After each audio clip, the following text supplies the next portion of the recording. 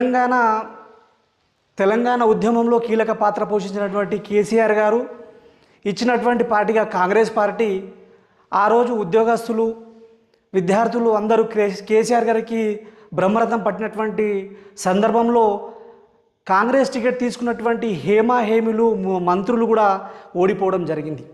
అలాంటి కేసీఆర్ గాలిలో కూడా కిష్టారెడ్డి గారు 2014లో 14,746 ఓట్లతో మెజారిటీతో నారంఖేడ్ గడ్డపై ఇంకొకసారి కాంగ్రెస్ పార్టీ జెండా ఎగరవేయడం జరిగింది. రాజకీయ ధురంధరుడు, ప్రతి మనిషిని పేరు పెట్టే పిలిచేటటువంటి వ్యక్తిత్వం ఉన్నటువంటి వ్యక్తి కిష్టారెడ్డి గారు.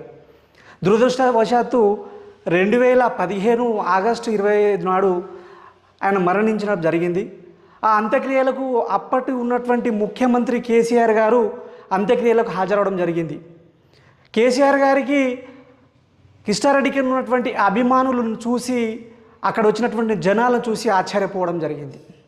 తదనంతరం వచ్చినటువంటి బై ఎలక్షన్లో కేసీఆర్ గారు కిష్టారెడ్డి కుటుంబంకు ఉన్నటువంటి ప్రజా ఆదరణ అభిమానాన్ని చూసి పార్టీ టికెట్ను కూడా ఆఫర్ చేయడం జరిగింది.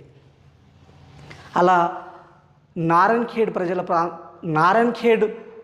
ప్రజల గుండెల్లో చిరస్మరణీయంగా మిగిలిపోయినటువంటి నాయకుడు స్వర్గీయ పట్లోల కిష్టారెడ్డి గారు. ఎన్నో అభివృద్ధి కార్యక్రమాలు చేసి ప్రతి మనిషిని కూడా పేరు పెట్టి పలకరించే మహా జ్ఞాపకశక్తి ఉన్నటువంటి వ్యక్తి మన పట్లోల కిష్టారెడ్డి గారు.